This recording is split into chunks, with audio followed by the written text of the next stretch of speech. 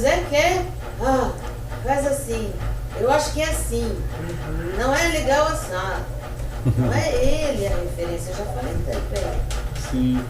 Deixa eu ver aqui. Enfim, é isso aí. É, a gente vai procurando ajudar as pessoas no sentido de que a gente. Né? Aqui assim, né? Não, mas olha lá, ó. Não, mas aí eu dou uma acertada aqui. Eu vou pegar aqui. Deixa eu chegar mais pra cá um pouco. Ô, gente, meu irmão falou assim, será que a gente não consegue achar uma casa pra ti? Vê aí uma casa pra vender. Olha Seu só, irmão? gente. Porque ele disse que meu pai quer resolver as coisas antes. Falou pra ti? Tô procurando. Sim. Agora, as casas no preço que eu acho, assim, do jeito que eu quero ter um jardinzinho, né? Um pouco de jardim. Um pouco de terra, né? Eu odeio de casa só lajada. Né? Sim. Eu tô procurando agora. E viu, ter 2 terrenos lá na rua do Jaison, né? Um pouco antes do Jaison. Sim. Muito lindo. Falei, mas aí vai construir. Sim. 75 mil reais. Puxa. Terreno. Aí vai construir uma casa. É mais pro lado, perto lá da casa dele? Um pouco antes. É depois do campo de futebol, um pouco mais pra lá. Um pouco antes. Eu sei que eles estão fazendo um condomínio ali, não é? Mas não é condomínio, eu acho ali. É só um terreno? Não, são lotes. Não é fechado 300, assim?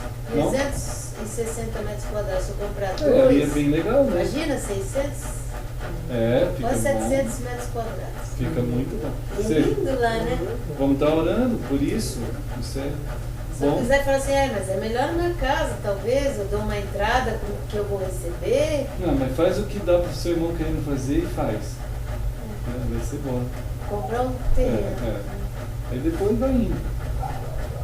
E ali é muito bom, né? Vamos ali. Logo vai asfaltar. Só que o Jason disse que ali teve também roubo. Todo lugar, né? Luta. A gente tem que ir. Condomínio não dá, você tem que pagar aluguel, tem que pagar condomínio, pagar. Pois é, estamos juntos aqui. Ele está lá. Estamos aqui juntos, irmãos. Estou dando uma acertada aqui na internet, está quase 7 horas. Mas estamos aqui, né? Graças a Deus. Deixa eu acertar esses relógios aqui, que está tudo meio atrasado. Mas tudo bem. Bom, queridos irmãos que estão aí em vários lugares, todo mundo juntos em Cristo, são bem-vindos nesse encontro, em nome de Jesus. Oi, Tia Bá. Não, estamos aí. E com a Margarida? Com a turminha? Minha sobrinha aqui no meio. Oi, Tia Bá. Tia Bá, graças a Deus, estamos aqui, né? Sente aí, Tia Bá.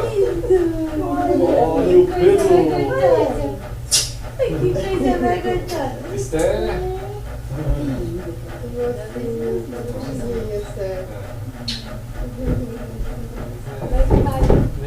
Continuando aí. Deixa eu ver. Que coisa, né? Olha o Pedro! Tá bom, Pedro?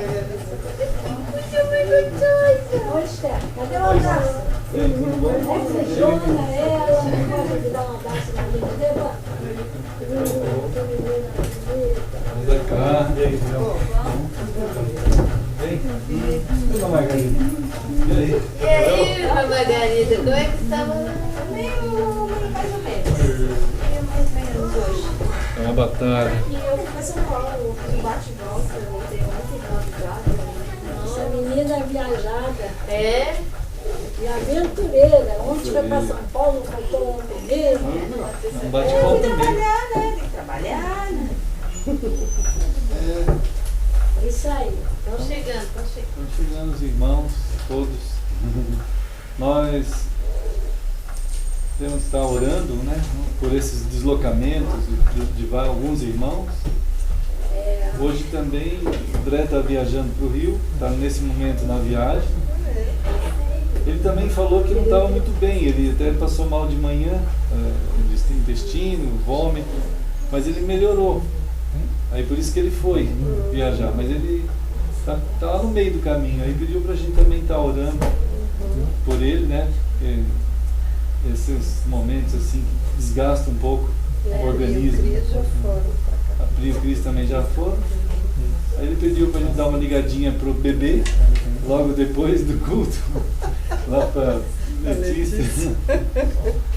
Letícia ficou em casa. Ficou em casa. Então todo mundo se desloca, né? Alguns acabam tendo algum problema assim a mais na saúde, passa esses momentos difíceis, né? Então está orando mesmo que Deus abençoe a recuperação dos irmãos nessa batalha. Amém, realmente. É tanta gente doente, né, pastor? uma batalha. Às vezes as pessoas têm esses momentos mais difíceis, né? A gente vai enfrentando essa etapa mais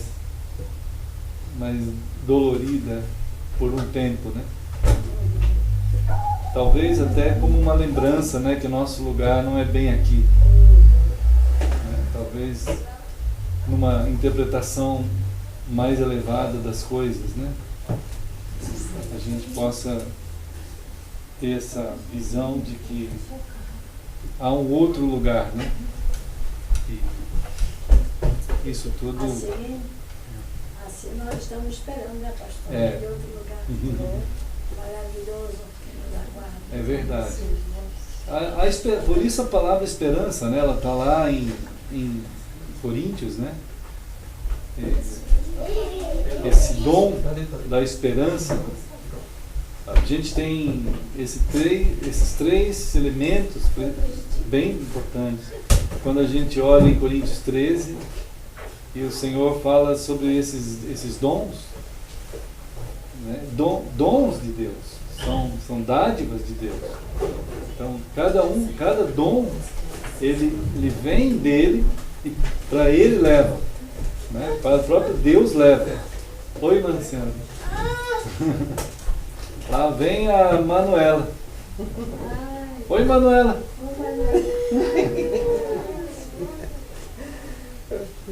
Uma bênção, né? A turminha aí. Esther.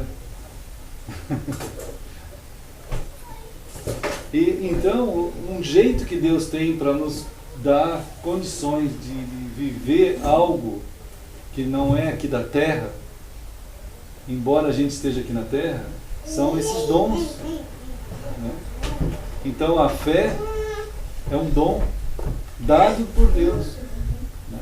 Então a fé que é plantada no nosso coração, que surge no nosso coração a partir da própria palavra de Deus, né? Então ele faz surgir em nós algo que nos leva na direção dele mesmo. Oi, irmão Sandro. E aí, Gabriel? Tá bom? Tá aí escondido. Opa, tem um bebê falando que quer ir junto com a mãe. Pensou que ficou trancado pra fora.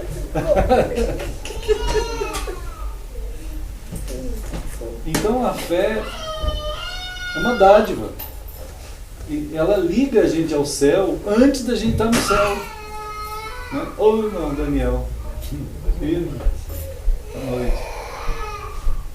Então, assim, a grande saudade do coração humano, daquilo que ele não sabe o que é, né? A grande saudade que tem dentro de cada pessoa, daquilo que ele perdeu, que não sabe o que é, que um dia ele esteve, né?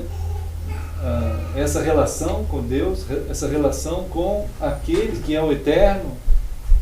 Então o próprio Deus vence a distância e alcança o coração humano, né, para dar substância a essa saudade. É Ele mesmo, né?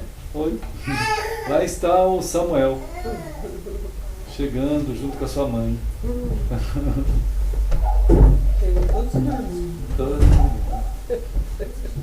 Então, queridos irmãos, nós somos tocados, né, pela preciosa graça.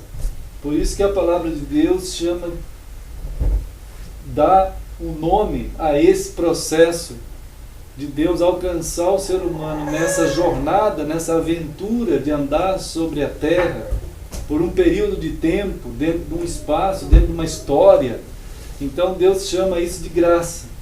A graça de Deus que alcança pessoas, gente, né? Gente sendo alcançada pela graça, que antes era a coisa, seria a coisa mais preciosa ao homem, à humanidade, né? Poder desfrutar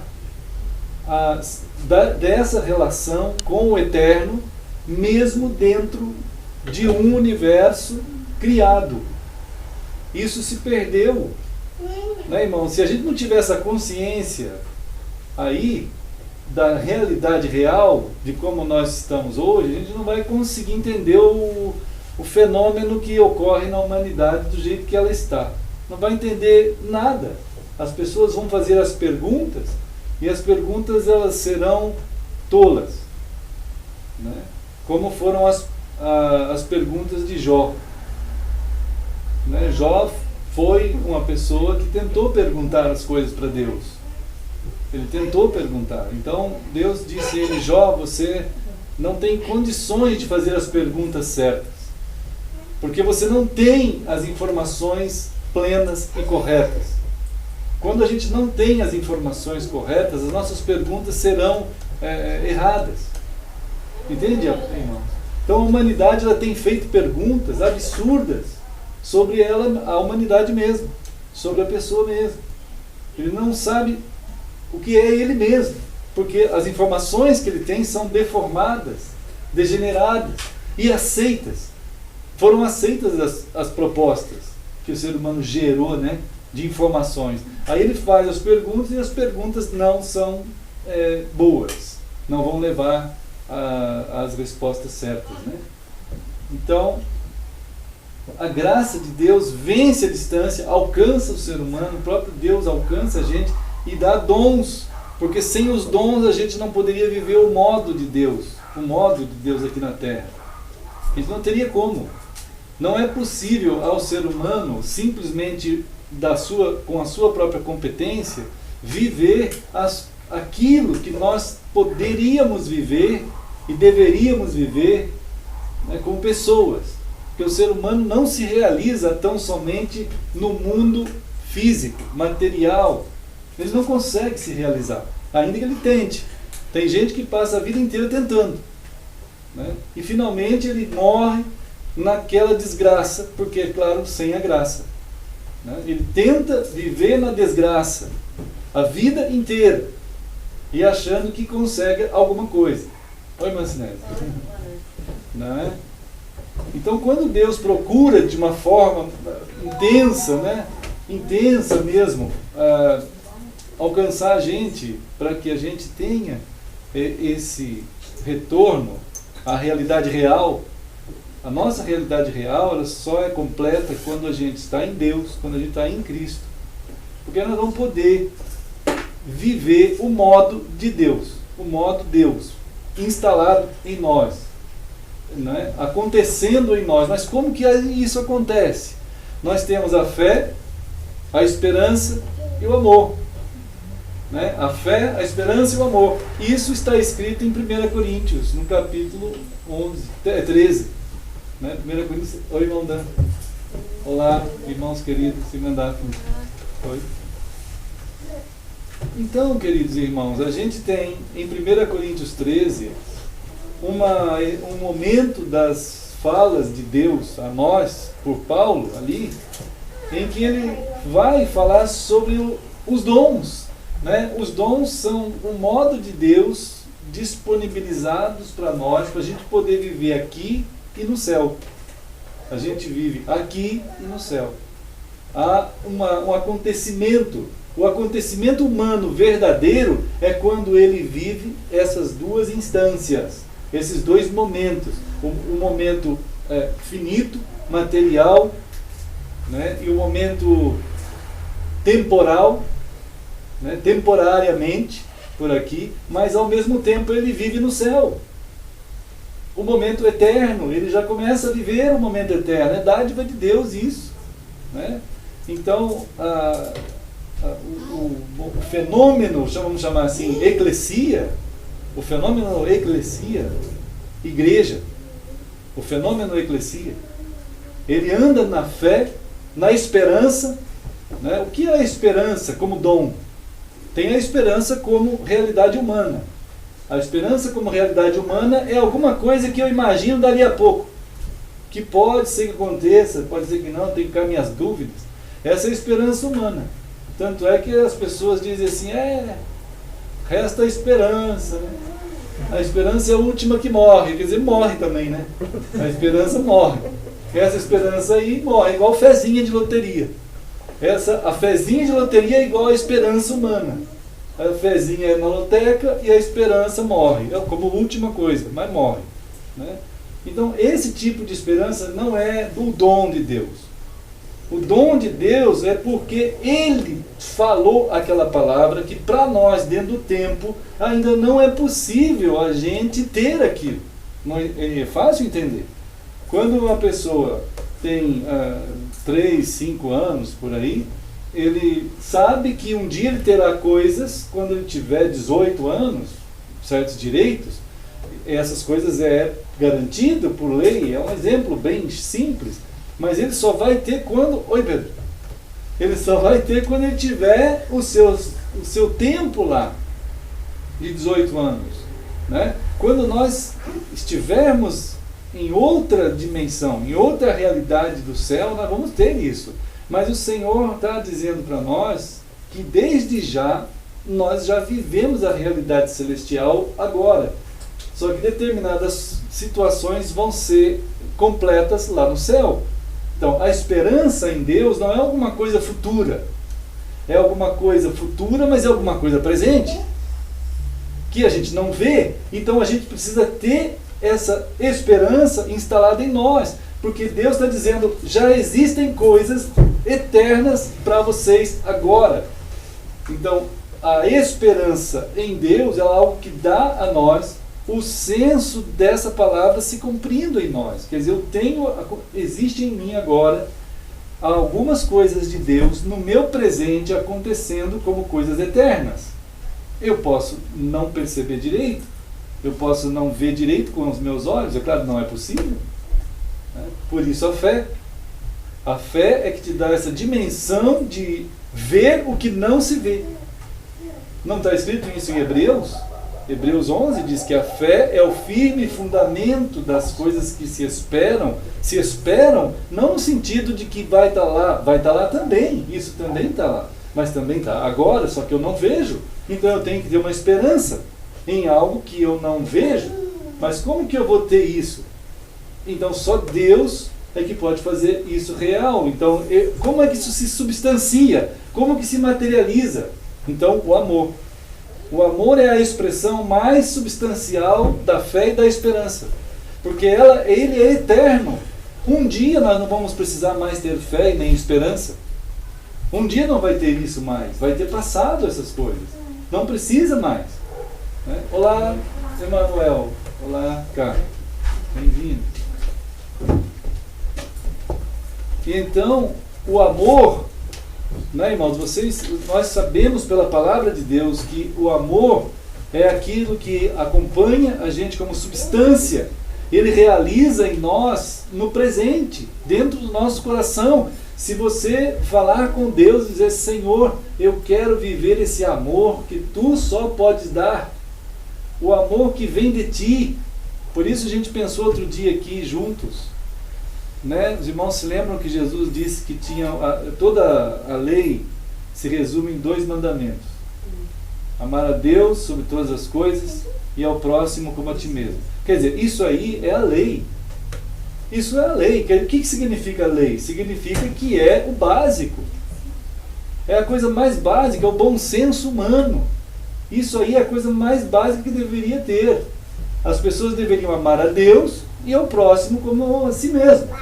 Isso é o básico. Isso não tem nada de extraordinário, né? Isso aí é claro que já está até acabando, né? Não existe mais amor. Jesus disse que o amor ia se esfriar. O amor já não ia existir, porque as pessoas já não estão preocupadas com a versão de Deus da vida, não é? As pessoas estão criando a sua própria versão de vida. Isso significa, se você mudar a versão, você tem o quê? Uma perversão, não é? É uma mudança da versão. Então, as pessoas estão mudando a versão, né, daquilo que significa andar dentro da existência. É claro que mudando a versão das coisas, né, as pessoas vão estar andando numa via extremamente arriscada, né? Se você tem, a própria física fala isso.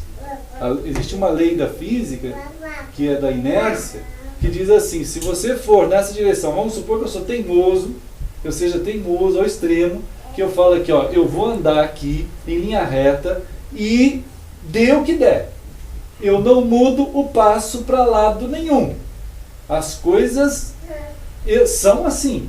Eu acredito assim, eu nasci assim, é como diz aquela cantora, né? Eu vivi assim, e vai. Então, se a pessoa for assim, desse jeito, ferindo a lei da inércia, sabe o que vai acontecer? A primeira coisa que vai acontecer, eu vou derrubar esse púlpito, né? A segunda coisa, eu vou passar por cima do Lipe, da Tiabá, do Gabriel.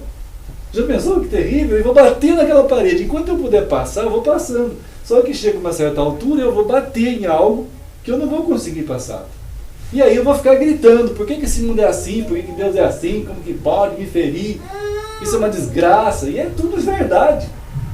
E é tudo verdade, não é? Então, se você diz para a pessoa, você tem que ter a noção dos limites, das fronteiras, dos caminhos, do certo, do errado.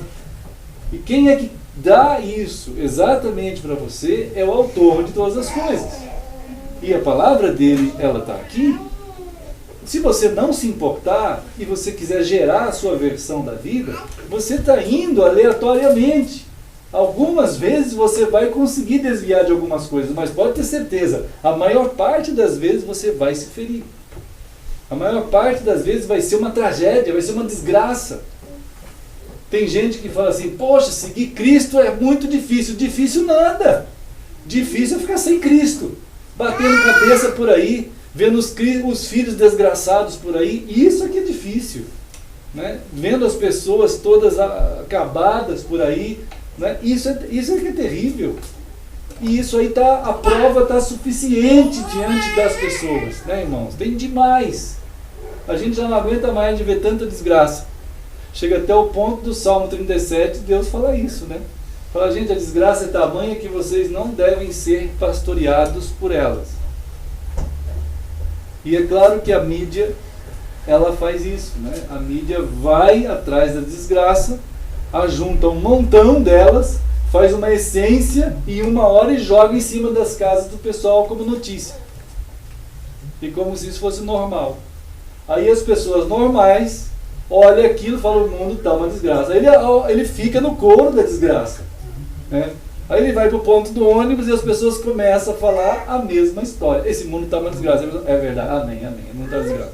Ele só não fala a palavra amém, mas ele fala a mesma coisa, né? Então, Deus está alcançando a gente, né? Está vencendo a barreira da desgraça pela sua graça, né? Colocando no coração do ser humano a semente da sua palavra. E quando acontece isso, ela faz gerar, só Deus pode fazer isso. Eu não posso, ninguém pode, nenhuma religião pode, né? Aí Deus gera a vida verdadeira, a fé, o primeiro grande graça, né? Porque pela graça sois salvos, diz lá num texto de Efésios. Existe uma graça de Deus que salva o ser humano. Ele vai lá e alcança. Só Deus pode fazer isso. Aí alcança. Aí alcançou o ser humano, ele é salvo, ele nasce de novo, como a gente já viu. Não adianta a pessoa ir para uma igreja, ir para uma religião, não adianta nada. Isso aí o pessoal está cheio de fazer. Mas ele precisa nascer de novo, nascer de Deus. Aí nasceu de Deus, né? Aí ele tem a esperança de Deus. Essa esperança que o leva a andar em Deus, em Cristo. E o amor, que é o dom que ele vai... Agora, esse amor que está no dom de Deus é aquele amor que Jesus falou, que é diferente daquele amor que a gente deve amar a Deus sobre todas as coisas e ao próximo como a ti mesmo. O amor de que fala Coríntios 13 é o amor que Jesus disse assim, ó, eu vou dar a vocês um novo mandamento. Lembra isso?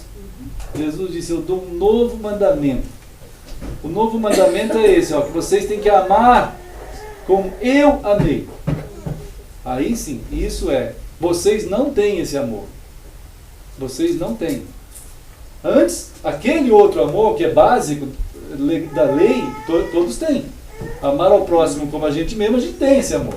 Mas esse aí nós não temos.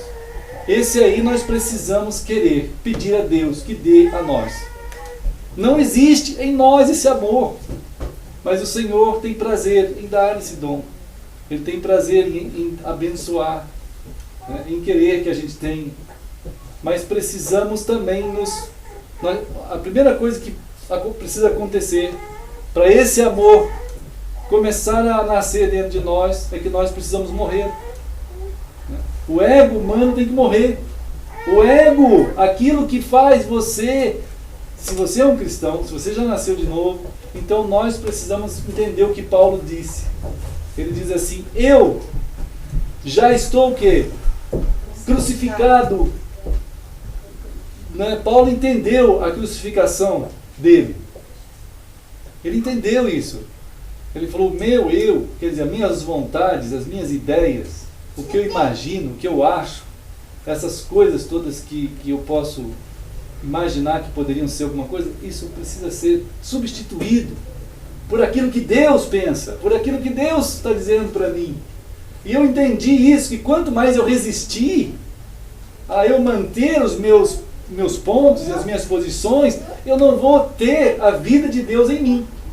Então eu já estou crucificado com Cristo, disse Paulo. Eu entendi a minha crucificação. Tem gente que imagina que levar a cruz é ficar indo em alguma via aí, se chicoteando, se esvaindo em sangue, andando de joelhos para não sei onde, ou carregando alguma desgraça na vida. Levar a cruz não é isso. Na verdade, levar a cruz é essa crucificação, é muito mais difícil. Seria muito fácil eu pôr uma coroa de espinho na minha cabeça, eu me chicotear um monte, eu não comer determinadas comidas, eu não pôr determinadas roupas. Isso é fácil. Agora, pega o teu caráter, o teu eu, e tira a vontade dele e substitui pela vontade de Cristo que está aqui na palavra. Essa é a grandeza de Deus. Isso é que vai fazer Deus trabalhar e viver em ti, não você. Então isso é o chamado de Deus, porque a gente resistindo, a gente vai estar perdendo a vida. Jesus disse isso, se você resistir, tu vai perder a vida. Né? Mas se tu morreres, cada dia, cada momento, é uma decisão, irmãos. Nós temos que morrer a cada dia. Paulo uma vez ele disse assim, nós somos entregues à morte todo dia. Lembra Paulo falando isso? Todo dia. Porque todo dia tem uma crucificação nossa. Todo momento vai exigir uma decisão em que a gente vai parar para pensar. Quem é o povo que vai parar para pensar se Deus quer aquilo ou não? Só nós, irmãos. Mais ninguém. Mais ninguém vai fazer isso. Só quem nasceu de novo vai estar diante de uma decisão o tempo todo de falar assim, Deus, misericórdia de mim, porque eu quero saber o que tu queres e não o que eu quero. Uma vez Jesus falou isso, lembra?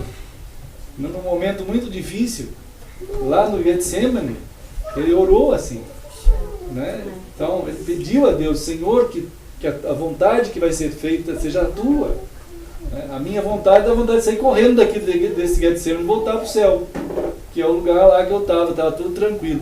Agora eu estou aqui beirando uma cruz, a sombra da cruz já me alcança, a dor dilacerante só de pensar daquilo tudo que vai me acompanhar, que eu ainda nem sei exatamente o que é. né? Que não é só os pregos, não é só os chicotes, se a gente conseguisse ver a dureza que há no nosso coração, o pecado que há no coração humano, e isso foi carregado por Cristo lá na cruz, multiplicado por toda a humanidade de todos os tempos. Quando a gente olha uma penitenciária, a gente diz assim, ali está a desgraça social. Mas quando Deus olha o mundo, Ele fala, lá está a desgraça social. O mundo inteiro jaz no maligno. O mundo inteiro lá é uma penitenciária só. O mundo está preso, está no maligno morto, está escravizado. Mas eu vou lá. Eu vou invadir aquele lugar.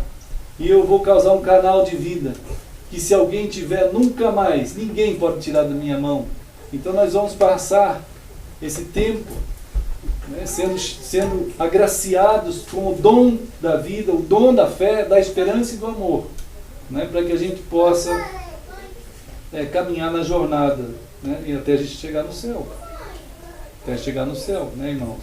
Então, o Senhor, Ele forma o seu povo, Ele forma a gente, como nós, né? Formou a sua koinonia, a sua eclesia, o seu povo, nós aqui. E nós estamos caminhando. E esse povo, de uma certa forma, como diz Efésios 1, Efésios capítulo 3, Efésios 3, ele não pode ser definido. A eclesia de Deus, ela não pode ser definida.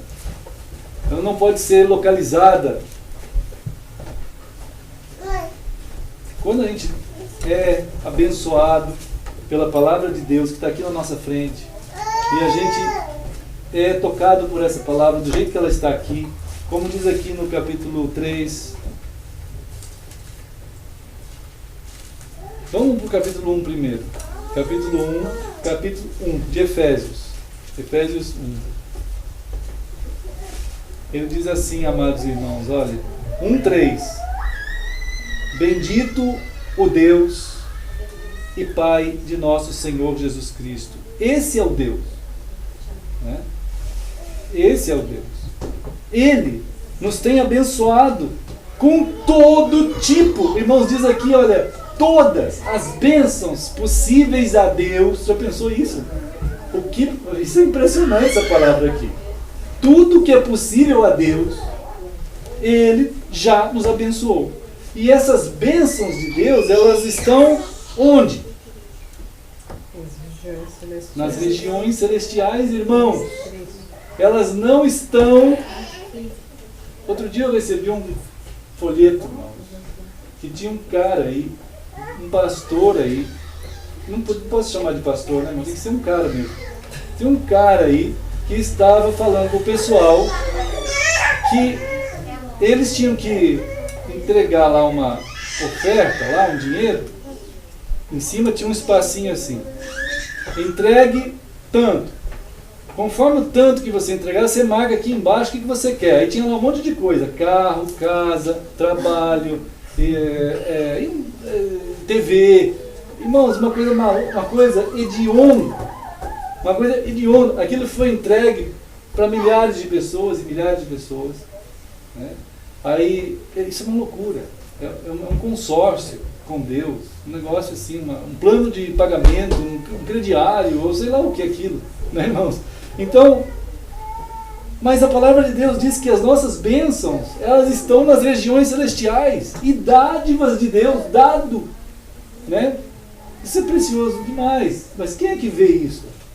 Nós, pela fé, né? Pela esperança que é verdade e é, mas as pessoas que não são do Senhor, não tem sentido algum eles acharem que tem algum valor isso. Quem não é de Deus, ele não tem visão dessas coisas, é evidente que não. E eles vão olhar para o mundo e vão dizer assim, não é possível acreditar em Deus, porque eu olho tudo e não vejo. Mas ele está falando exatamente o que as coisas estão mostrando, elas não foram criadas para mostrar o Deus, senão Deus seria uma coisa. Então, Efésios diz que o Senhor nos escolheu. Já vimos isso outro dia. Agora, lá no versículo 9, Deus está dizendo que foi desvendado a nós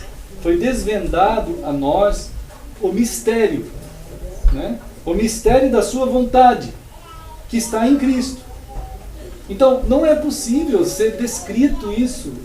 Como que alguém pode alcançar o que está no coração de Deus? É aquilo que está oculto em Deus, que está sendo dado a nós, em Cristo.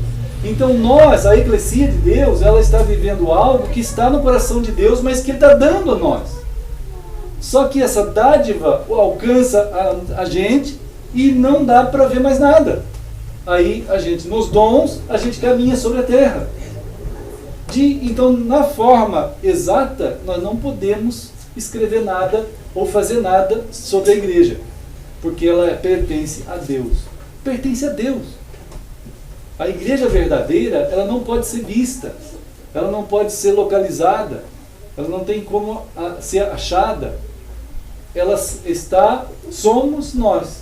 Nós estamos andando sobre a terra como sendo o mistério revelado de Deus. Somos nós o mistério revelado de Deus. Veja lá então no capítulo 3.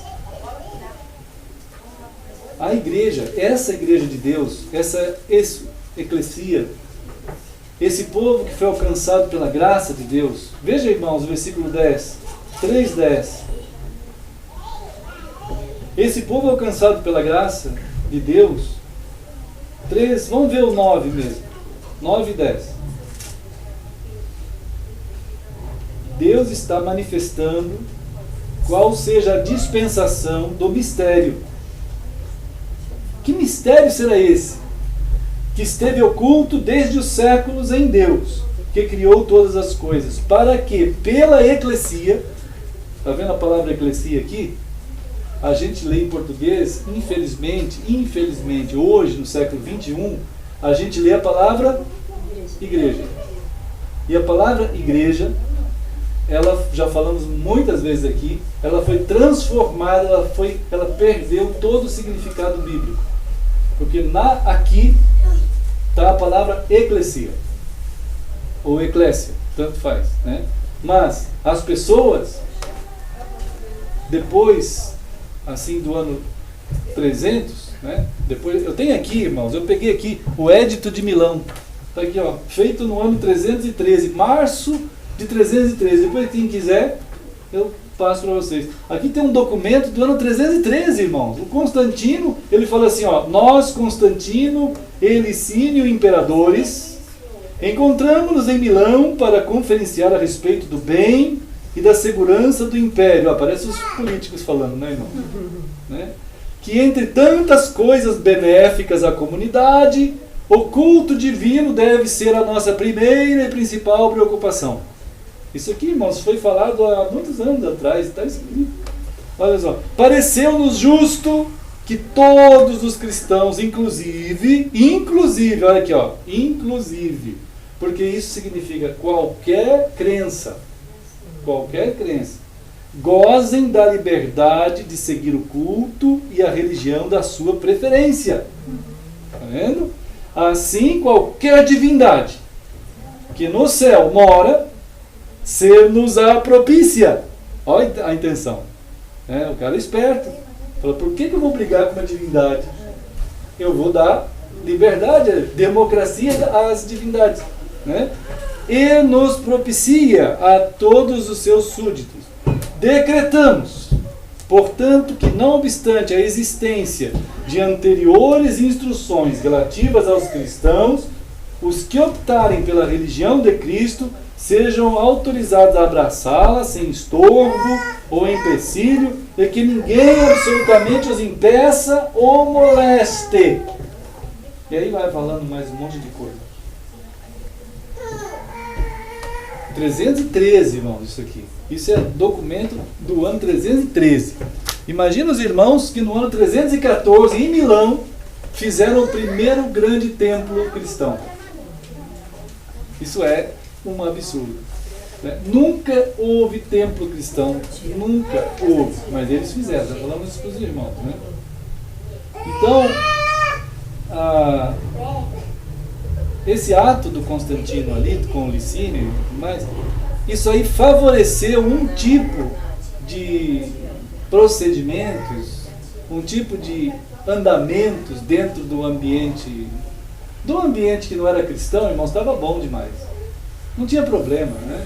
Porque ali a gente sabe que na Roma Antiga tinha aqueles templos de todos os deuses, inclusive eram chamados de paróquias, né? Porque determinado deus era o deus de um bairro, de outro bairro, de uma cidade, de outra cidade, é o deus daquele lugar, né? Então era assim.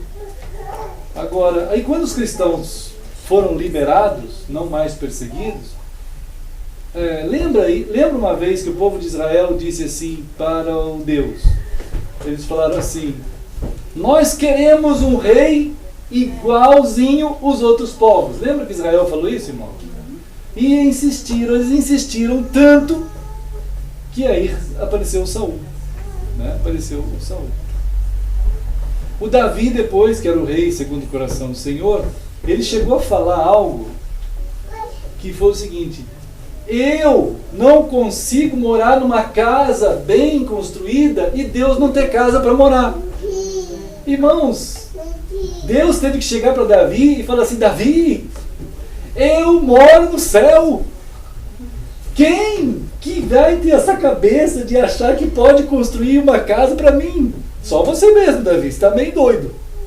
E o pessoal acha que isso foi a autorização para construir o templo. Davi foi lá e não fez, Deus não deixou, mas Salomão foi lá e fez. O filho dele. E assim, chegou em Constantino, aconteceu uma coisa. Os cristãos estavam louquinhos para seguir o mesmo exemplo dos povos pagãos. E correram fazer templo.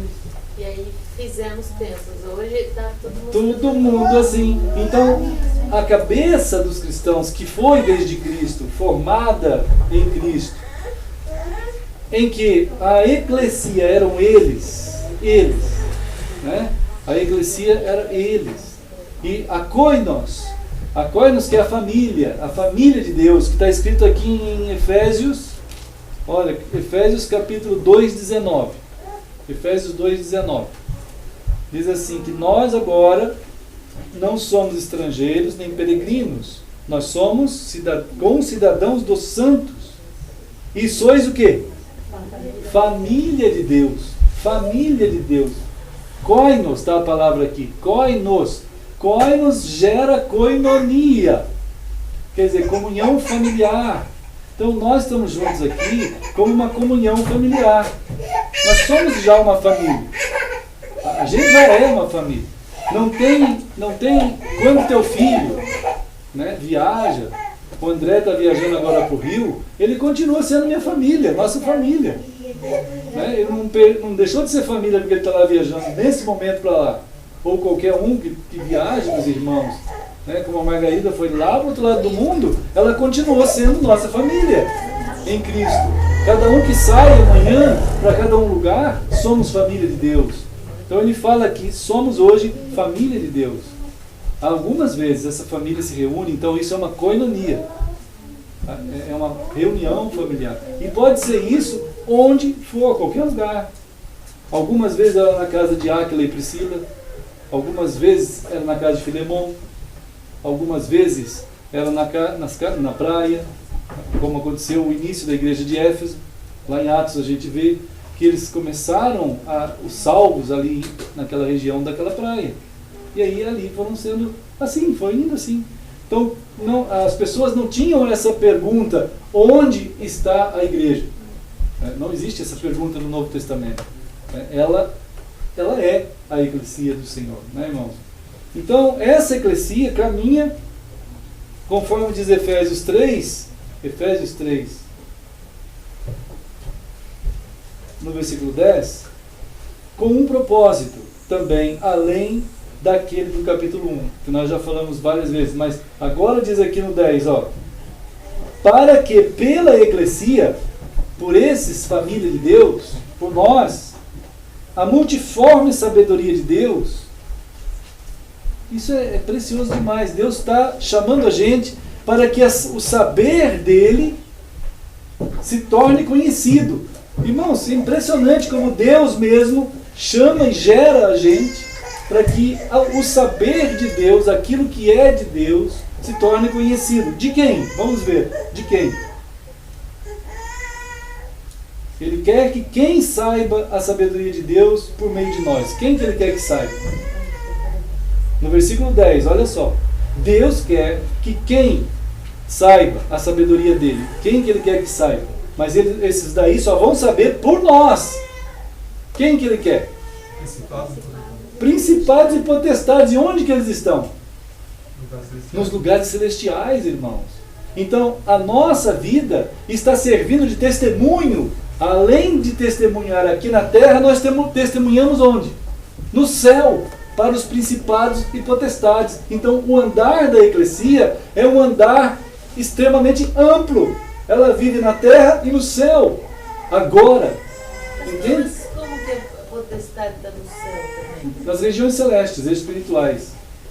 Né? Não é esse céu católico, Não, que é um mas, céu etéreo que mas fica Deus lá. não enviou tudo O inferno? não, para cá? Não, eles vivem nos lugares celestiais. E aqui também. Então é um ambiente de, vamos dizer assim, sabe quando você compartilha o ambiente? Dimensões. Duas dimensões, é um ambiente compartilhado. Entende? É um ambiente em que os anjos e os demônios, eles vêm, eles vão para aquelas regiões, e nós também. E nós também. Hebreus chega ao ponto, Hebreus 12, ao ponto de dizer que quando nós nos reunimos para estar juntos, esse testemunho alcança o trono de Deus e estamos adorando ao Senhor junto com os anjos. Hebreus 12. Né? Só que eu estou percebendo, cada dia que passa, que os cristãos, essas dimensões de raciocínios, estão escapando dos cristãos. Eles não estão conseguindo mais manter uma visão deles, a partir da fé e da revelação da palavra, que nós convivemos em dimensões materiais, temporais, físicas e ao mesmo tempo em regiões celestes, né? Mesmo estando aqui. Da mesma forma os anjos, eles estão nos lugares celestiais, mas às vezes eles estão aqui. Agora, por falta de conhecimento da palavra, é claro que tanto demônios se apresentam como anjos ou como determinados mágicos, feiticeiros, e o pessoal acredita. Demônios fazem isso. Entende? Demônios, eles se incorporam em pessoas e se tornam cridos. As pessoas creem nesses elementos que são incorporados de demônios. E as pessoas creem. Só porque eles falam. Você passa, por exemplo, em alguns lugares do centro, não sei hoje, faz tempo que eu já não vejo, mas certas pessoas chegavam e olhavam para o outro assim e diziam: olha, você nasceu tal dia, tal hora, na cidade tal, você viveu em tal lugar. As pessoas, puxa, parece aquelas pessoas de Atos, né? Aquela mulher que fazia as feitiçarias por aqueles demônios, e era isso mesmo. Os demônios falam a vida daquela pessoa, e a pessoa cai de joelhos para adorar aquela pessoa, aquele demônio. Então, é uma interação que acontece. Em certos lugares, os demônios incorporam 1, 2, 3, 10 pessoas. Dentro de igrejas acontece muito isso. Né? Tem igrejas que chamam demônios o tempo todo. E muitos demônios vêm mesmo lá. Né? Então, o que a palavra de Deus diz que a eclesia, no entanto, ela está sendo chamada por Deus para testemunhar nessa via também, mas a via que testifica na terra e no céu. Nós somos chamados a fazer isso. Faz parte da nossa ministração. A multiforme sabedoria de Deus está sendo conhecida nos lugares celestiais por nós. Onde que está escrito isso? Está em Efésios 2:10. Explicitamente, não tem nem que interpretar nada. Né? Ele está simplesmente dizendo para que, pela eclesia, a multiforme sabedoria de Deus se torne conhecida agora. Agora é agora, irmãos, agora. Significa nesse momento. Né? Dos principados e potestades nos lugares celestiais. Né? E também a gente sabe que a gente lá no capítulo 1, a eclesia de Deus, ela foi chamada para ser o louvor, né? Olha só, capítulo 1, 6. A eclesia, ele nos chamou para o quê? Louvor. Efésios 1, 6. Para louvor da sua glória. Então, quem é o louvor? Nós. Irmãos, assim, olha, as pessoas, uma das coisas mais importantes quando a gente quer ajustar as coisas numa sociedade, numa família, né, numa nação, numa ideologia, a gente precisa definir os termos direito. Definir os termos. A igreja de Deus, a eclesia de Deus, ao longo dos séculos, ela perdeu todos os significados, né? Eu tenho conversado com vários historiadores e pessoas que têm trabalhado dentro do tema eclesia do Senhor, e eles dizem já não existe mais no século XXI na forma a eclesia de Deus. Eles são radicais nessa afirmação, porque a eclesia de Deus não dá para ser vista. Ela existe, sim. Ela existe. Só que a verdadeira eclesia de Deus, ela não vai ser vista mesmo. Mas o que está sendo visto é todo um aparato confundido no coração humano por diversos fatores, né, culturais, místicos, né, diversos tipos assim, em que transformaram a eclesia em igreja. E colocaram as pessoas naqueles quadrados, dizendo que aquilo é igreja. Isso não é eclesia, irmãos, né? Isso não é. Mas a palavra louvor também, dentro dessas comunidades novas, que surgiram a partir de Constantino, com essa permissão de Constantino aqui, do ano 313 para frente, que aí então o pessoal perdeu a relação com a palavra, as pessoas dizem assim, eu vou para a igreja. Já viram essas palavras? Eu vou para a igreja. Eu vou para o culto. São falas que não existem no Novo Testamento, não existem. Né, irmãos? Elas totalmente não correspondem a nada. Elas não fazem parte da cultura bíblica. Mas a gente gerou uma cultura paralela à Bíblia e o pessoal nem se questiona, não tem mais habilidade, capacidade crítica. Então o pessoal vai levando. E eles então falam, por exemplo, vamos louvar. Já ouviram essa expressão? É uma expressão muito comum. Vamos louvar. Isso é um absurdo bíblico. Porque o louvor somos nós. Mas onde que está escrito que o louvor somos nós? Efésios 1, 6. Efésios 1, 6. Né? Efésios 1, 6 e também no 12. Ele fala a mesma coisa. Estão vendo aí o 12? Ó. E também o 14. O final do versículo 14. Estão vendo lá? É extremamente importante, irmãos, essa consciência da palavra de Deus, tomando a nossa própria consciência. A palavra de Deus, não eu. A palavra de Deus. Para que quando a gente tiver que dialogar com determinadas posturas hoje, totalmente fora da palavra, a gente tem argumento na palavra de Deus. Né? Não é uma coisa inventada pelo Weber. Né? Não é uma coisa inventada por uma moda. Isso está na Escritura. Quem é o louvor de Deus? Nós. Efésios 1, 6, 12 e 14. Por que as pessoas não consertam as suas falas? Se você não consertar a fala, você daqui a pouco está fazendo algo errado. Né? Na filosofia, né, tá lá aí já vou entrar no terreno do Daniel, uma das coisas mais importantes que tem é definir os termos corretamente, para que você saiba se portar de acordo e não erre. Na palavra de Deus é a mesma coisa.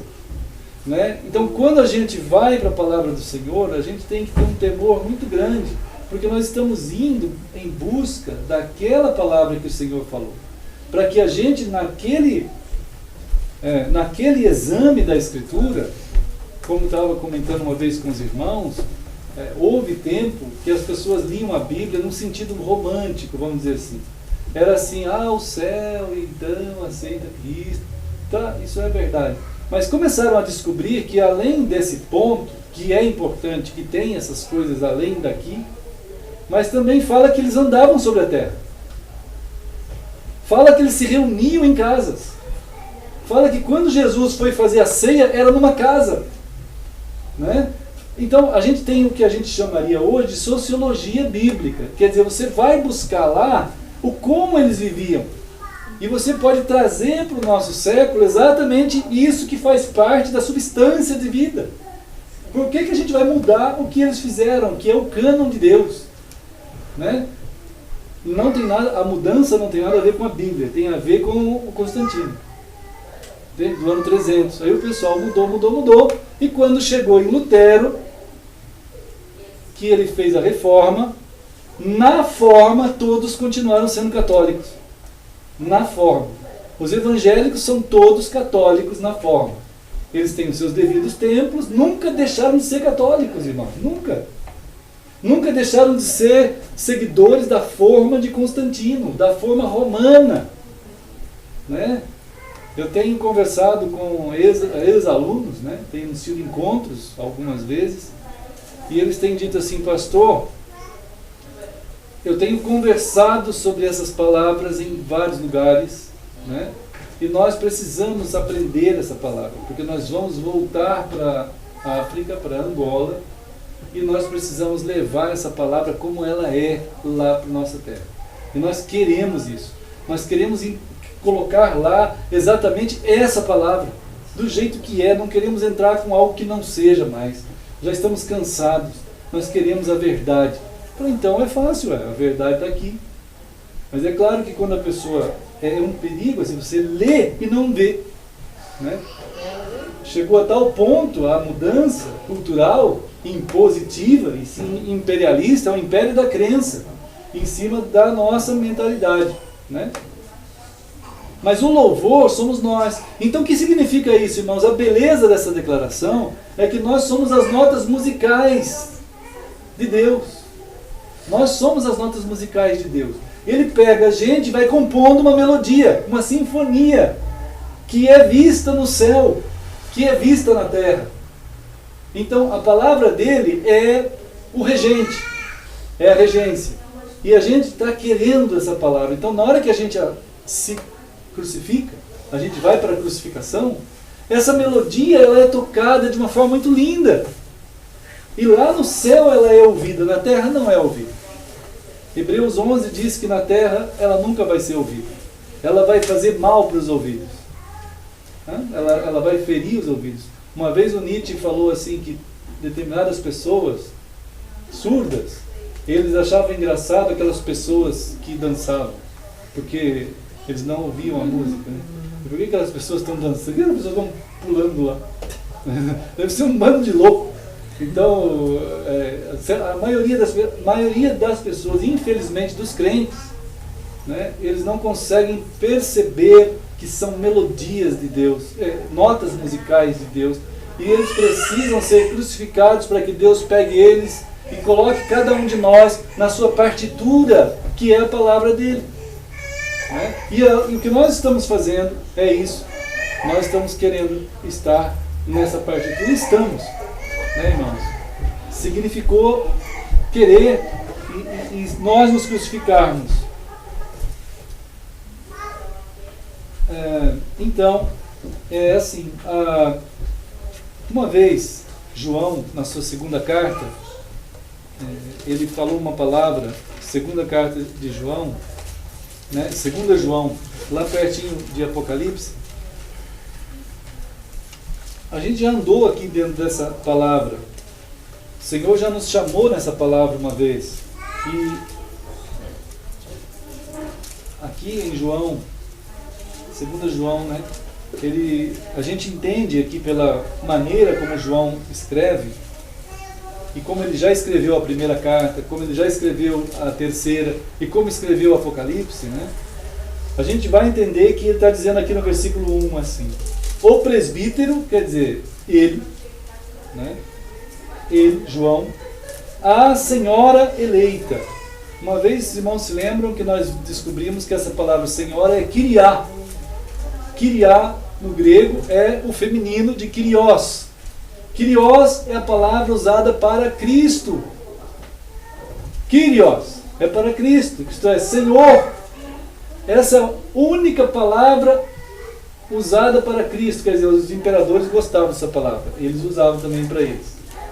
E quem não adorasse o imperador romano como Kyrios, quer dizer, Senhor absoluto de tudo, Senhor da vida, Senhor da morte, aquele que faz o tempo avançar, o tempo voltar, aquele que faz alguém morrer, faz alguém voltar à vida, esse é Kyrios. E o imperador gostava desse nome, ele dizia, eu sou o Kyrios, e acabou. Quem não achar que eu sou, morre. Aí todo mundo achava que era, né, irmão?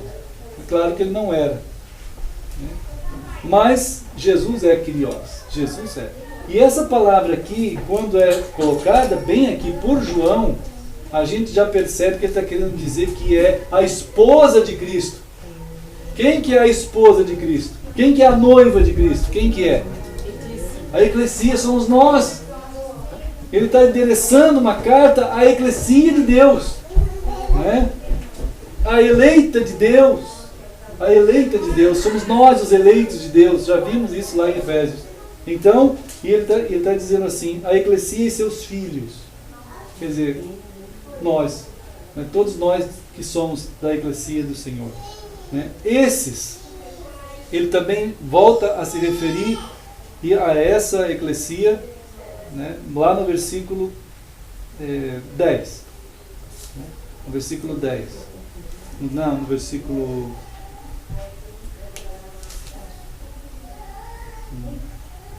Deixa eu ver. 13. Os filhos da tua irmã eleita te saúdam. No 13, viu, irmãos? No 13. Ele vai falar de novo da eclesia e dos filhos. Isto é, nós, os cristãos, os homens, as mulheres de Deus, a eclesia de Deus. Então, por que ele manda essa carta? O que está acontecendo para João escrever essa carta aqui? Né? Então, existe uma palavra na Escritura, para nós, no andar da nossa vida, que ele chama assim a nós todos a amarmos, a receber as pessoas, a termos um amor para com as pessoas, né? Então o nosso caminhar, o nosso andar na nossa vida, nós vamos ter um amor para com todo mundo. Os cristãos, eles são chamados a amar as pessoas. Então a gente tem, por exemplo, Romanos 12, versículo 3, que ele vai usar a palavra hospitalidade.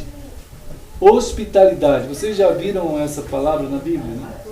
Ele chega ao ponto de dizer que quando nós somos hospitaleiros, nós algumas vezes acolhemos em casa anjos, né? Isso é uma habilidade, e tem exemplos bíblicos disso, né? Abraão mesmo, ele falou assim, quem são aqueles homens que vêm lá?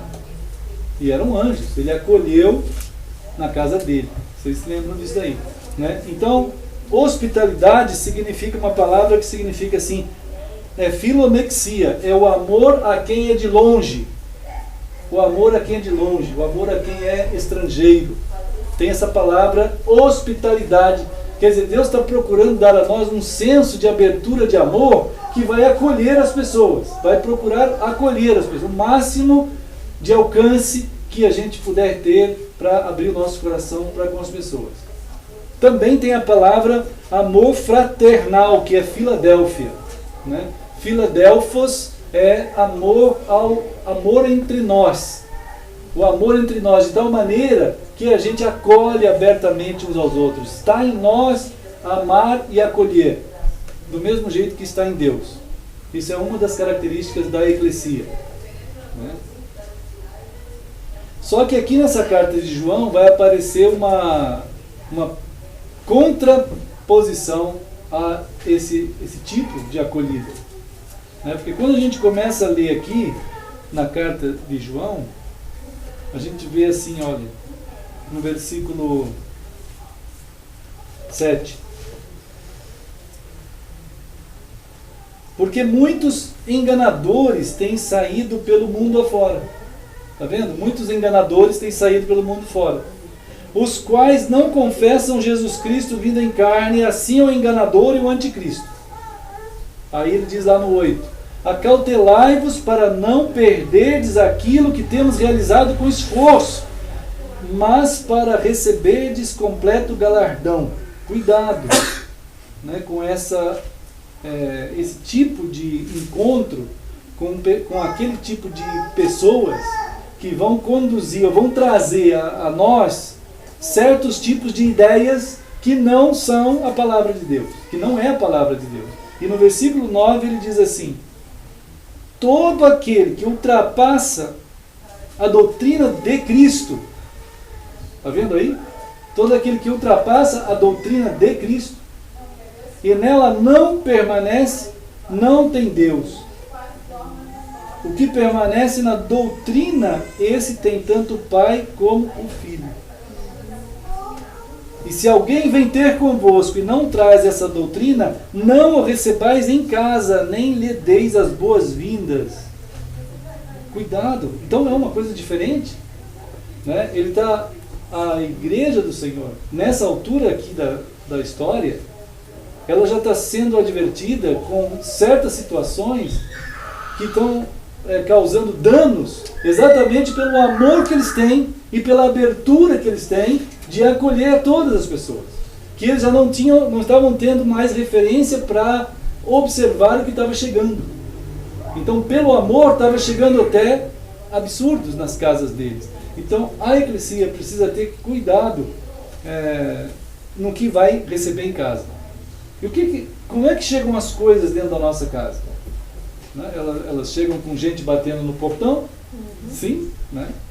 Chegam com pessoas no rádio, né? A mídia, televisão, né? Tem internet, YouTube, ou Facebook, ou qualquer uma. Hoje é imensa quantidade de modos como as pessoas batem a sua porta, e como os cristãos têm uma índole hospitaleira, ela pode ser um perigo para você estar acolhendo aquilo que não é de Deus, né? A palavra que ele diz aqui é aquele que ultrapassa a doutrina de Cristo, né? Então, isto é, não é uma pessoa que chega na tua casa falando sobre Cristo. Ele diz, você não pode acolher uma pessoa se ela não for de Cristo. A palavra aqui é de Cristo. Então, quando a palavra de Deus liga dessa forma, de Cristo significa, não é qualquer um que vem falando sobre Cristo. Uma pessoa que não é de Cristo, e de Cristo significa, Jesus uma vez falou assim, vocês vão por todo o mundo, batizem os novos irmãos em Cristo, em nome do Pai, do Filho e do Espírito, ensinando-os a guardar o quê? Todas, lembra? Todas as coisas que vos tenho ordenado, isto é, tudo que Jesus ensinou, tudo que está na palavra de Deus, desde Deuteronômio, desde Gênesis até Apocalipse, isso é o de Cristo, né? Quando está dizendo aqui de Cristo, significa nós temos que ter um cuidado em que as pessoas com quem nós vamos dialogar, e nós vamos ter que ter um discernimento para isso, para observar se determinadas posturas, tanto faz se são de cunho político, ou de cunho filosófico, ou teológico, ou qualquer área, ou qualquer ideia que vai aparecer. Nós temos que ter uma capacidade que só a palavra de Deus dá a nós, porque Hebreus 4:12 diz que a palavra de Deus é como uma espada de duas pontas, de dois gumes. Ela te dá capacidade crítica para que você tanto veja o que a pessoa está dizendo, se é verdade ou não, quanto ela vai cortar você, porque ela vai atingir você naquilo que você não está certo e vai também te curar. E isso precisa acontecer, porque a palavra de Deus ao mesmo tempo vai cortar lá e aqui, ela vai tirar de ti aquilo que não é. Essa é a palavra de Deus. Não existe uma palavra de Deus que só ataca lá, ela vai alcançar você. Ela precisa alcançar você. Não tem uma vez que tu não use a palavra de Deus, se ela não alcançar você, não é a palavra de Deus. Não existe palavra de Deus se não alcançar o teu eu. Ela é uma espada de dois gumes. Ela tem que alcançar o nosso coração, ela tem que mudar o nosso coração, senão não é palavra de Deus. Uma pessoa que só assiste e que só sabe sobre Cristo, isso não significa ser de Cristo. E esse tipo de coisa não deve entrar no teu ambiente de vida. no teu ser profundo, na hospitalidade que você tem. Você tem que ter fechaduras certas, saber ter o bloqueio daquilo que não é, para que você não perca aquilo que Deus está fazendo em ti. Então a eclesia na jornada, ela tem que estar preparada para isso. Embora hoje praticamente não tenha, na grande parte dos cristãos, não há chance quase alguma das pessoas serem tocadas pela palavra mais. Os cristãos. Né? Então as pessoas estão definidas nas suas posturas de tradição. Antigamente a gente dizia assim, poxa, o catolicismo é terrível, como que você pode alcançar um católico? É muito difícil. Porque ele disse assim, que meu pai era assim, o meu avô era assim, meu bisavô era assim. Os crentes hoje falam a mesma coisa. Eu sou dessa religião evangélica, eu sou assim, meu pai foi assim, eu vim assim, e continuo. Né? É uma Gabriela, né? É Gabriela, é a doutrina de Gabriela. Então é um negócio que não sai, né, irmãos? É um negócio absurdo que a pessoa não tira, não alcança. Né?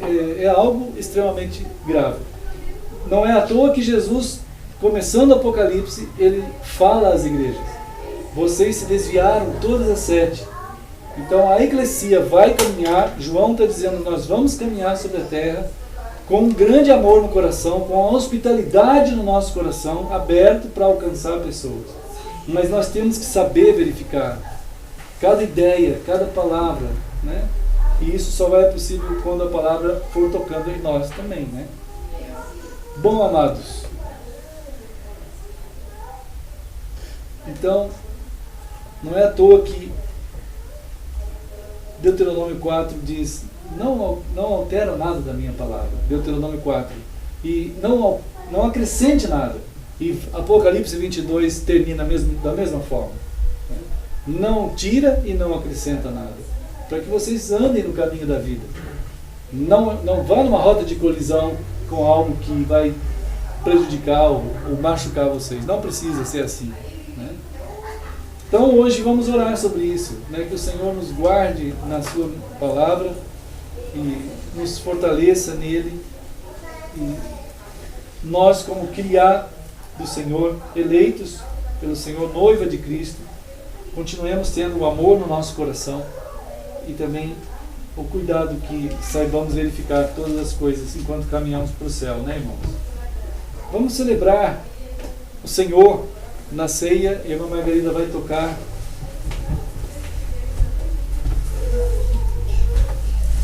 um hino, nós vamos louvar, né, ao Senhor, porque isso também é louvor.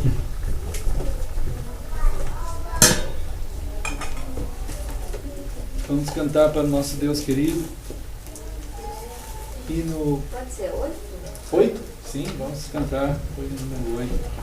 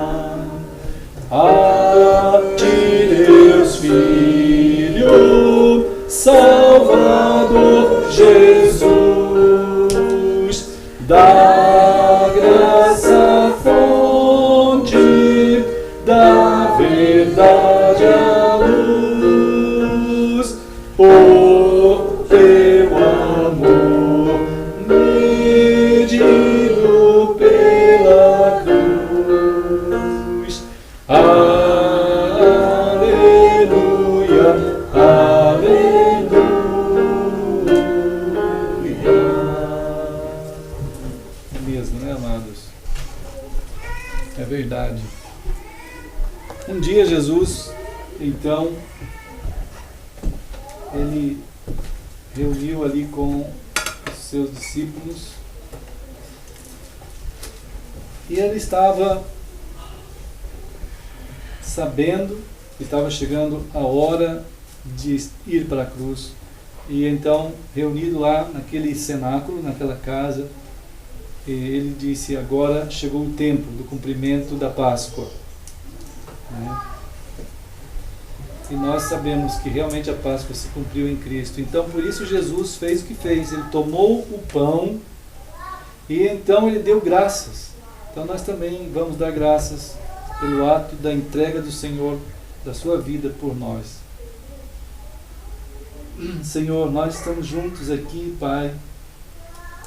Queremos dar graças, queremos agradecer, ser no nosso coração, assim, Senhor, que haja em nosso coração sempre essa gratidão pelo que Tu fizeste por nós.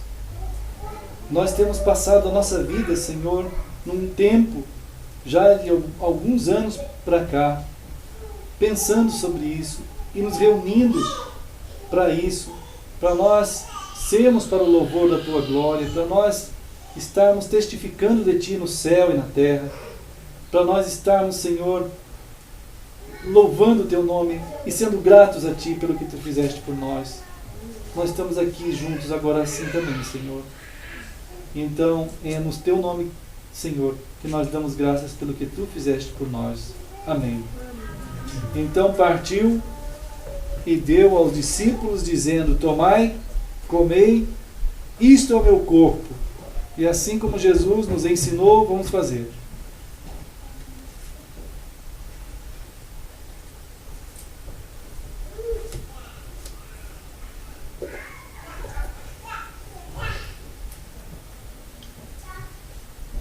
Amém. Amém. Vamos continuar como Jesus ensinou aqui. E enquanto nós continuamos, nós vamos cantar a terceira e a quarta estrofes. A Ti, ó Deus, eu consolador, divino fogo, santificador, que nos anima e nos acende o amor. Aleluia, aleluia.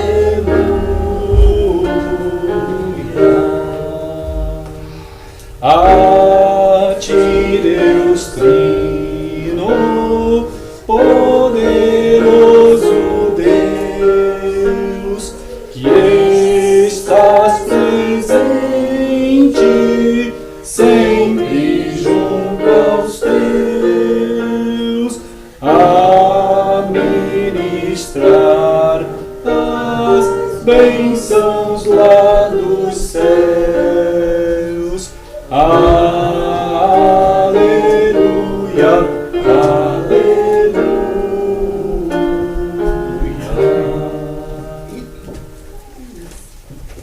Amém. É verdade. Pedro está chegando cada vez mais perto. Mas ele quer um. Eu peguei. Ah, ele pegou. Ele quer o mesmo assim. Tá bem. Tá bom. Foi assim, né, irmãos? Que o Senhor, então, irmãos, que coisa bendita, né? Quando nossos filhos vão podendo perceber o exemplo dos seus pais, né? Em querer o Senhor e aquilo que é do Senhor. Jesus, então, ele pegou um cálice e deu graças também. Querido Deus, o Senhor deu graças, porque Ele mesmo estava se ofertando para dali a pouco estar sendo conduzido como ovelha para aquele matadouro, para aquela cruz, onde o seu próprio sangue, a sua vida, estaria se esvaindo lá daquela cruz, alcançando esse chão dessa terra que pisamos. fazendo uma ligação eterna de redenção eterna entre o céu e a terra na vida daqueles que o Senhor tem tocado, Pai. Nós estamos aqui celebrando o poder e a graça do Senhor naquele sangue derramado por Cristo lá naquela cruz, como Cordeiro de Deus que tira o pecado do mundo. Senhor, nós celebramos o que o Senhor fez. Um dia estaremos cantando no céu também, diante de Ti, como o Cordeiro de Deus que foi morto e que vive. Ó Deus, assim nós adoramos desde já. Nós Te louvamos e Te agradecemos em nome de Jesus. Amém. Então, deu aos discípulos dizendo: bebei dele todos, porque isto é o meu sangue, o sangue da nova aliança, derramado em favor de muitos, para a remissão de pecados. E digo-vos que desta hora em diante eu não beberei deste fruto da videira até aquele dia em que hei de beber convosco no reino de meu Pai o vinho novo. Então, assim como o Senhor ensinou, façamos.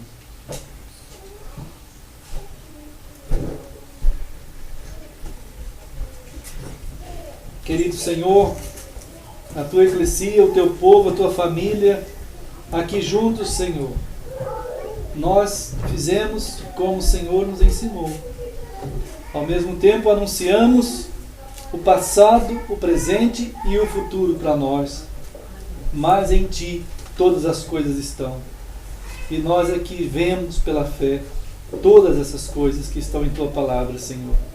E nós anunciamos aquele dia que virá para nós, que virá para o Teu povo, Senhor. Mais certa como qualquer agenda nesse mundo, de qualquer um governo, de qualquer uma pessoa. Esse céu irá se abrir, Senhor. E a vinda do Senhor será, como diz aquele cântico, num bem-vindo sem igual, porque o Senhor está voltando. Então nós sabemos que esse dia chegará, porque o Senhor é a nossa promessa. O Senhor se prometeu a si mesmo para nós. E nós Te louvamos, Senhor, em nome de Jesus. Amém. Amém. Então, irmão, só assim, uma coisinha que eu estava escrevendo aqui hoje, junto com uns irmãos, que nós estávamos compartilhando durante essa semana. Várias pessoas nos Estados Unidos, como aqui no Brasil também, foram assistir a pré-estreia do filme Noé, né? Então eu só queria deixar um aviso para os irmãos, dentro disso tudo, que eu já tinha falado para os irmãos, saibam que Noé não é Bíblia, né? O filme Noé, ele não é Bíblia, ele não é um filme nem bíblico, assim, ele tem tema bíblico, né? Ele tem um tema bíblico. O que a gente tem chegado à conclusão, depois de estudar um pouco sobre esse filme essa semana aí, é que realmente é lamentável algumas coisas que acontecem lá no filme, né? Noé praticamente ele é um psicopata, assassino, que fica querendo matar as pessoas. E o filme ele tem um tema ecológico, de apelo ecológico muito grande. Praticamente o pecado da humanidade nesse filme é porque não cuida bem do planeta. Então o dilúvio é porque o ser humano precisa ter uma redenção na Terra para que depois todos os bichinhos convivam bem e todo o planeta volte a ser um planeta bem bom de novo. Então é um apelo ecológico, um apelo nessa linha. O Melquisedeque é um feiticeiro que tem lá, maluco. O Noé é praticamente maluco também. É claro que tem um apelo tem um apelo de verdade ali, porque de fato houve um dilúvio. Existe alguém chamado Noé. Os 3 filhos de Noé estão lá no filme, assim, né? Estão lá. Tem uma arca, tem tudo isso aí. Tem os animais. Né? O Deus que está no filme do Noé é meio caduco, porque ele não consegue falar direito com Noé não entende bem o que Deus quer dizer, então fica uma coisa assim meio esquisita. Noé entra em crise porque ele começa a esperar sonhos e visões para entender bem o que Deus queria dizer para ele, então fica uma coisa bem maluca assim, né? Mas assim, o que ele pode servir é que pode despertar em muitas pessoas a vontade de pensar um pouquinho mais no assunto, né? Então, talvez, se isso acontecer fora da curiosidade do filme, que é uma ficção, né, a gente poderia ajudar dentro do relato de Gênesis capítulo 6 ali, né?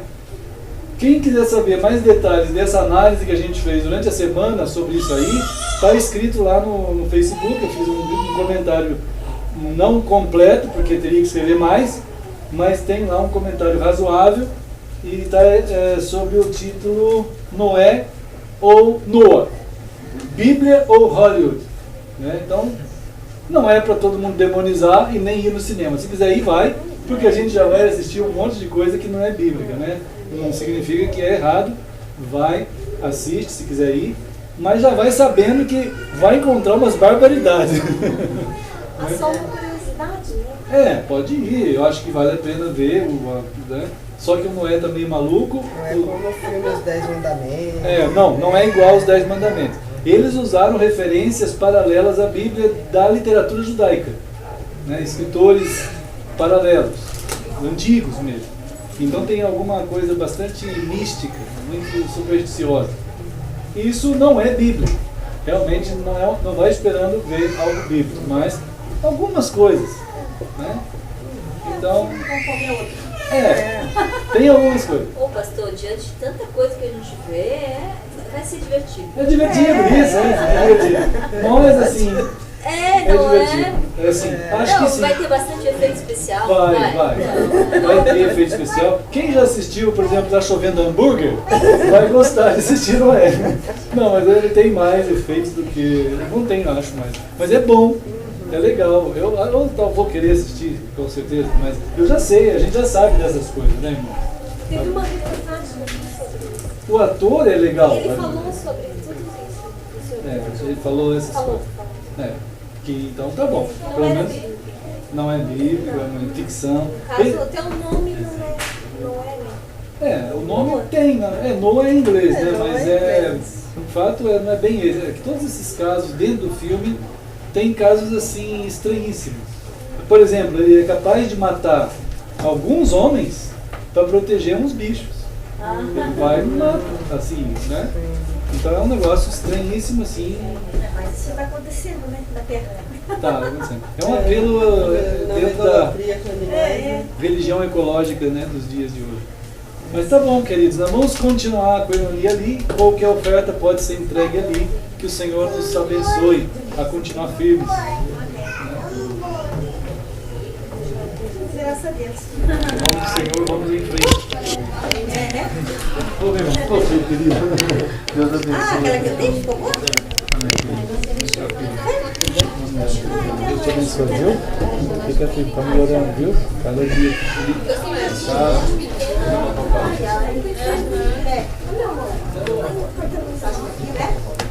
Eu não.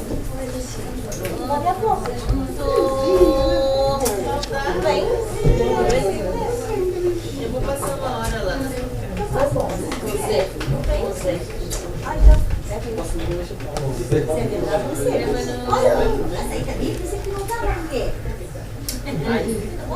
a gente vai.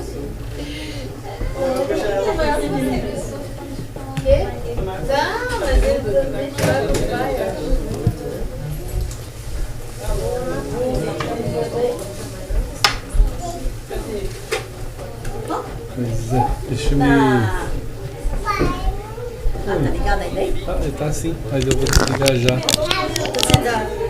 A Record está passando esse filme Milagre de Jesus, que passa tanta bobajada. Tem que conhecer a Bíblia, senão não é capaz de... Ele passou na século XXI, o Evangelho de João.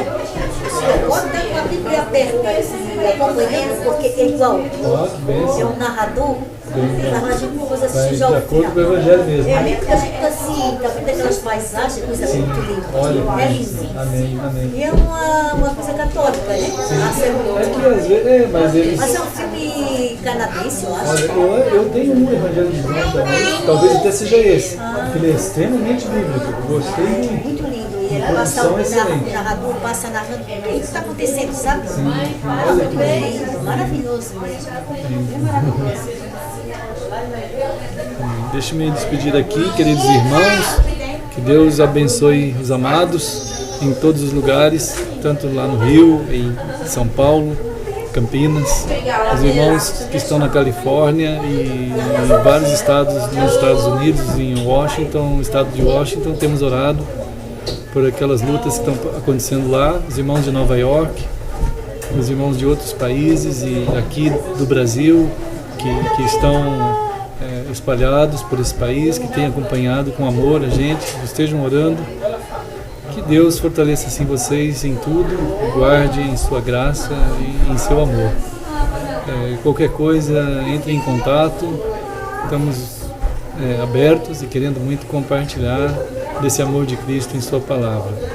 Pelo Facebook, usando a tecnologia de um jeito sadio e em Cristo para a gente se comunicar, nos e-mails ou em qualquer outro meio, telefone ou vindo aqui, são sempre bem-vindos. Então, Deus abençoe e guarde todos vocês no precioso nome do Senhor Jesus.